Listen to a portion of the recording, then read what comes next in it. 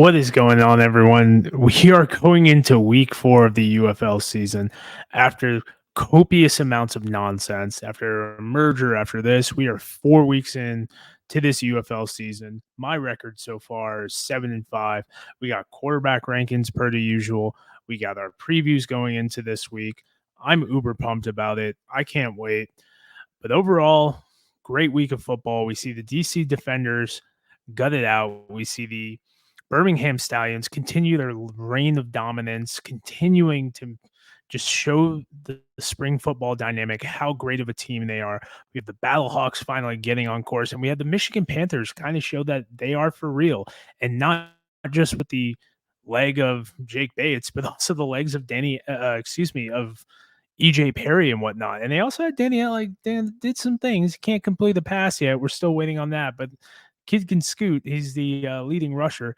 But wanted to get in these quarterback rankings. This week we had 12 different quarterbacks attempt to pass a pass this week. I got 11 rankings. Obviously, we're going to preface it with Etling. He goes, he's beginning to get more involved in this game. Another dynamic to the Michigan Panther offense. Danny Etling is my honorable mention for the week. 0-1 on his pass attempts. Like I said, still haven't completed a pass, but there's 3 rushing attempts, 13 rushing yards. Really good output for him. Pretty satisfied that they're getting involved in the game. It only seems that's going to give Perry a spell. It's going to make him more, athletic and whatnot, and he's going to be able to, kind of save all his elusiveness. But starting our quarterback rankings is we got Danny Etling, who is seemingly, getting a little bit more involved. But EJ Perry had a great week this week, so he probably gets another nod of proving himself. Continuing our quarterback rankings this week, we bring in someone who was an honorable mention his first appearance on the list is Nolan Henderson from the Houston Roughnecks.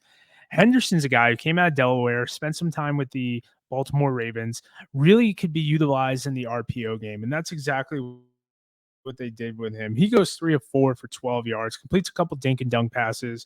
You have to respect him in the backfield. Now, Curtis Johnson says that the Roughnecks are going to utilize Henderson in a more expansive role, but I would like to see him utilize his feet more because I believe that's his major skill set. I do feel that Reed Sinnett is still the guy. I think he had another decent game this week. I do think they're very limited on their weapons. Hopefully Mark Thompson comes back and we see not only a better output for Sinnett, but also Henderson in his role as well. Coming in at number 10, he doesn't even have a Showboats picture on their Twitter outside of his regular uniform, is Troy Williams. I like Troy. Pittsburgh Mauler guy, threw for over 1,400 yards last year. Came in some garbage time for the Showboats. It did not look good. Goes 11 of 19, 99 yards, no touchdowns, 1 pick, 1 touchdown, 2 yards. They run some silly play at the end. Couldn't even let them poach a touchdown. Obviously, Memphis only puts up 14 points, but it was a good experience as Troy eclipses 1,500 career passing yards in spring football. This guy, I think you still ride with Cookus. You saw a little exchange on the sideline where Case was like, oh, he's just trying to protect me. I don't think Case has anything to worry about right now, but it was good to get some game reps for Troy, especially a Birmingham team that was knocking both these boys around repetitively. Coming in at number 9, this guy's continuing to be used in the 2-point game, in the RPO game. Threw another pass this week, completed for 11 yards in his lone attempt, 3 rushing attempts, 20 yards, and 1 rushing touchdown. It's Lindsey Scott. Lindsey Scott moving up the rankings a little bit, was been at the back end because of limited sample size. Stoops said in the press conference that they're going to continue to use the 2QB system. You even saw Luis Perez. He knows his role. He giggled a little bit. Arlington is a couple plays away, man, from being a 2-1 team. I'd even argue a 3-1 team based off their output in week 1 against the Stallions. But Scott's going to continue to get in there. He's going to continue to grow his skill set. I don't know when the trade deadline is. Maybe you see Perez get traded, to San Antonio, depending on how Chase Garbers is doing, Quinn Dormandy is doing with Chase Garbers out. We'll talk a little bit about that moving forward in the back end of this episode. But in the end, Scott continues to progress. He continues to get comfortable. Remember, this is not a young kid. He's like 25 years old, been to 6 colleges, Mizzou, LSU, East Mississippi, Incarnate Word, I throw a couple more in there that I'm probably forgetting. I believe he was the number 3 pick for the Pittsburgh Maulers as well in that in the USFL college draft. But in the end, I really like the RPO option. I'd like to see him throw the ball about 5 times a game, kind of get into Derek King mode. But overall, I'm seeing improvement in Scott. I'm seeing more confidence, and I think so is Stoops and that offensive staff. This one's a tough one for me, guys. Case Cook is dropping down to number 8. There's been 3 or 4. I don't think it's his fault, man. I think he's getting his took his speed. Cookus is getting his took his speed. I like that a lot. Case goes 15 of 22, 139, 1 touchdown. 1 touchdown, no picks, 1 rushing yard on 1 rushing attempt. Big thing with Cook is he's got no time.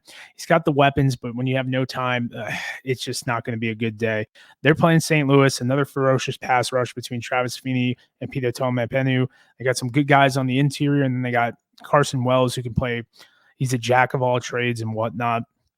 Really curious to see what's going on with Cookus, how many reps he gets.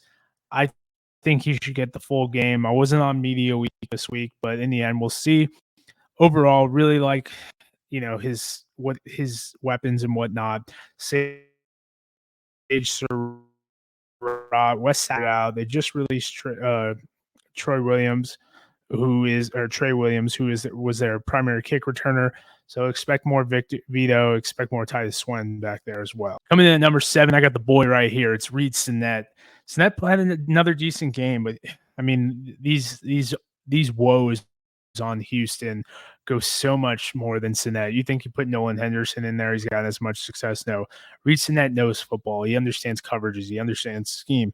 He kept it pretty competitive. Went 19 of 28, 197, 1 touchdown, 1 pick, 5 rushing attempts, 19 yards for 1 touchdown on the ground. A little bit of that athleticism. We're going to see it.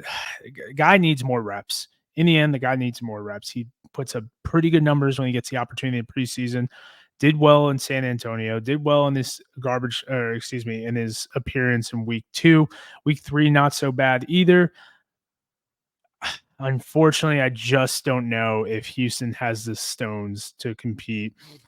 I think that you have a lot of turmoil there. I think you have a lot of issues on special teams.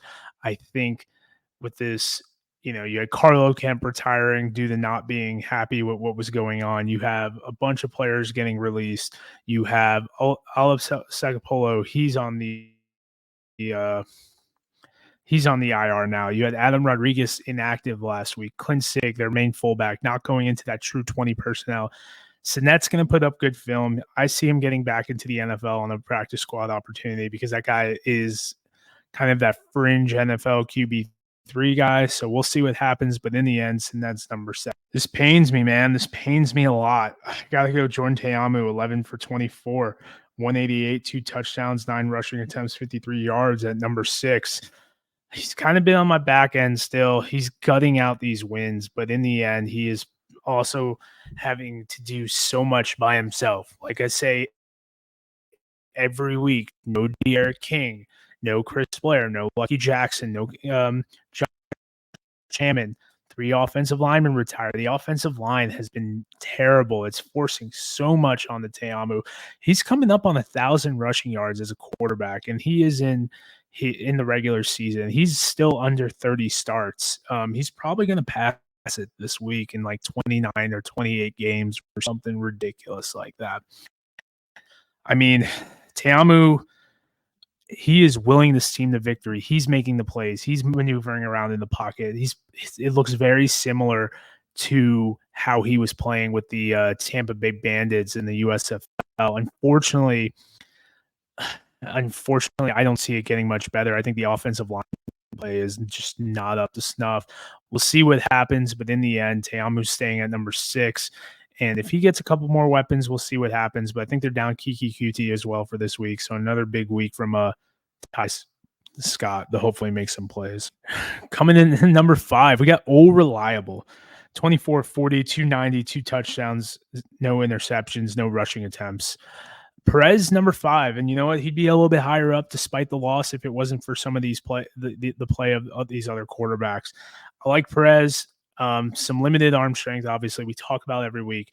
Just crossed 6,000 passing yards. They'll probably get the 7,000 no matter how they do. Arlington's a play away, man. It's going to be unfortunate. I could see them going on a run. I know they play Houston this week. That should get them in the win column. Perez should have a good game because of just the copious amount of weapons that they have on Arlington and the lack of firepower for Houston. I could see Perez putting up a similar stat line, maybe a couple of yards less, and Lindsey Scott kind of taking advantage. But in the end, this is not Perez's fault. Arlington just sometimes the ball bounces the other way. Keep trotting along. I think they're better than DC despite the loss, so we'll see what happens moving forward. Coming in at number 4, I got Chase Garbers. I love Garbers, man. Unfortunately, he has a season-ending injury. He goes 27 of 41, 143. 1 touchdown, no picks, 3 rushing attempts, 10 rushing yards. Garbers is out for the year. My man's got a broken wrist, his left wrist. There's no reason for this guy to come back. He put together enough good tape to probably get himself back in the NFL, at least a couple tryouts and whatnot. You don't want to risk it, Chase. The team brings in Kevin Hogan. They're 2-1. They're in a pretty good position. The XFL conference, uber competitive right now. And from there, we'll be able to see what's actually the reality of this San Antonio team. Is Garbers going to jack this up for San Antonio? No, I think Quinn Dormady is going to put together some good games under AJ Smith. He signed because that boy can move. He's still, he's not as young as he used to be, but the guy did rush for over 100 yards in an NFL game. Very important. Very, very important to remember the athleticism of Kevin Hogan. Coming in at number 3, I got EJ Perry, 16 of 19, 208, 1 touchdown, 9 rushing attempts, 60 yards, 2 TDs. Let's be honest. The legs is what's going to keep this thing moving for EJ. They looked a lot better this week. Way more efficient, not forcing the ball, not feeling so much jumpy feet. Granted, not playing against Birmingham helps a lot. But in the end, this Michigan team with the leg of Jake Bates and the legs of EJ Perry will continue to progress. I still need a dynamic playmaker outside of Trey Quinn. I need them to get Cole Hicatini a little bit more involved. Perry's leading the league in touchdowns. If that's going to be your guy, that's great. But in the end, you still got Danny Etling as a backup, so there shouldn't be much of a drop-off. I love what I see from EJ. I think he's playing his way back into an NFL contract. We need more quarterbacks to develop in these leagues to have a little bit of success in the NFL, whether it be on the roster or actually playing in games. It's going to be a great opportunity. I'm not really sure how Michigan is able to keep this up, but right now between that defense and that special teams unit and Perry staying mistake-free, that's how they're going to win football games, and they are 2-1 right. Number 2, another old reliable, hasn't moved from this spot, is AJ McCarron. Boy's got legs, 19 of 27, 152, 1 touchdown, 4 rushing attempts, 21 yards, and a touchdown through the ground. And boy, will his family not hear enough about that for the rest of their lives. AJ's looking more mobile. He's throwing blocks downfield. He's running some RPOs. Guy looks great. He's taking what the defense gives him. He managed the game. He didn't need to air it out. It was Hakeem Butler's game this week. They had a great output from Darius Shepard on special teams. Another 200, over 200 yards this week, all purpose. They're in a great spot, and I could see AJ putting up some big numbers against Memphis. Overall, really like what I see. And it just seems like it's a new guy each week. This defense is getting a little bit better. I like to see him get a little turnover. Their pass rush was effective against a pretty decent San Antonio offensive line. AJ's going to keep them in the ball game, and they're going to continue to make plays with that dominant receiving core. And oh, by the way, Ja'Cour Pearson's coming back. So we'll see what happens. Hopefully it's a good tune-up game for them against Memphis, but then the real test is going to be Birmingham in week 5. Coming in number 1, finally, a Birmingham quarterback gets to play a whole game, and he did pretty okay. Adrian Martinez first professional start, 18 of 28, 334, 2 touchdowns, 5 rushing attempts, 44 yards, and a touchdown on the ground. Pretty nice to see, man. Adrian looked a lot more comfortable. He looked like he understood what was going on. It looked like he was able to get into a rhythm because he wasn't going back and forth with Matt Corral. Well, it's a little bit sad to see the Corral train get off the tracks. The Martinez Express continues to push down for Birmingham, and they're going to ride this guy until it's dead. Thing is about Birmingham, in my opinion, it doesn't matter who they have at QB. We've seen it over the last couple of years. Now, this is the fourth starting quarterback, and Skip Holtz continues to win games. Martinez will only get better as he gets more comfortable, it appears, and I could now see him being a top 4 quarterback, especially with the less than stable play of Teamu and the terrible offensive line of Memphis. That Cookus and Teamu are going to probably not be as high as we're used to. I'm really looking forward to, at the end of the year, comparing the last year QB rankings to this year and then seeing, kind of the comparison and whatnot. But Adrian Martinez, hats off to you. Had a great game, and looking forward to your performance in week 5. Going into our games this week, we're starting it off with the Memphis Showboats going to the St. Louis Battlehawks. You got the 1-2 Showboats versus 2-1 Battlehawks. And guys, I think this is a tune-up game for St. Louis. They're my pick all the way. I talked with Sean from the end zone about it. It doesn't get much simpler than this. This is the early game on Saturday. Wait this UFL weekend if you're a St. Louis fan. We're going to get this one. It's going to be another 30-point. I think they're going to get over 30 points. I don't see this offensive line being able to effectively manage and deal with the Battlehawks defense. Receiving core, these guys are going to be running all over the place. And I think they're tougher up front, to be honest with you. I do like Jordan Ferguson. I like Big John Atkins, but I don't know if a guy like Vontae Diggs is going to be able to, compete when they're running drag routes with Hakeem Butler. I like the fact that AJ McCarron and Bruce Gradkowski know who Carnell Lake is, and they know kind of his schemes and whatnot. Bruce spent time with Lake. AJ played in the AFC North. It's just, to me, it looks like a real good opportunity for St. Louis to really fine-tune some things. And like I said, they might have Ja'Cory Pearson. I don't think you play him this week. I like to believe that you kind of keep him on the sideline, let him get healthy and whatnot. But in the end, St. Louis takes this win for me. And I think they're going to really shock some people in this, when Memphis has to go play in front of this big crowd. Now we're going a little simulcast, right? You're going to have DC playing Birmingham. This is going to tell us who DC is. XFL, USFL matchup. They're both 2-2 this year. I think it's going to be Birmingham. I just think DC has gotten away with a lot of BS, to be honest with you. They haven't been playing to who they really are. You don't got the Abram Smith. You've been missing so many receivers. No one's really popped for me. Now you got Briley Moore is hurt. Is Caden Smith going to be able to step up? I know he has some good spells with the Giants. I think it was 2019. But Birmingham is just such a complete team to me that I do not think it matters who is at the quarterback position. DC did just sign Zaquandre White. He's a Birmingham guy. Maybe he can give him some insight. That's a good coaching staff in DC. No doubt about it, between Kais Williams and Reggie Barlow. But in the end, Birmingham has proven to be the cream of the crop of spring football. I don't know if they run the table. Maybe they go to 9-0. They got a couple games up. Maybe we see some Jamar Smith legacy. But this week, Birmingham ain't clinched a playoff spot yet. They're going to get that victory this week. This could be the game of the week. This could be Michigan versus San Antonio. This could go either way. But I personally think Michigan edges San Antonio on this. I think that because of the continuity issue with maybe Dormandy getting, the start, with how well they've been playing as far as Michigan has, coming off a loss, some injuries, that offensive line, while, it was very bend but don't break. Didn't give up a lot of sacks, but they gave up a lot of pressure. Dormandy's not as mobile as Garbers.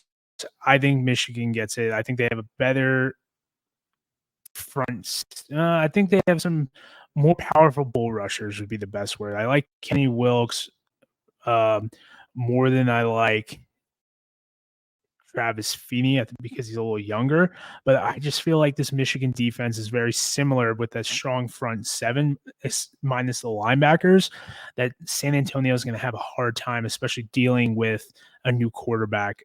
I don't know how well Perry plays, but if he can limit the turnovers, I think Michigan gets it. And really all you need to do if you're Michigan, get to the 44, and then you could send Jake Bates out there for another 60-yard field goal. Michigan takes this one.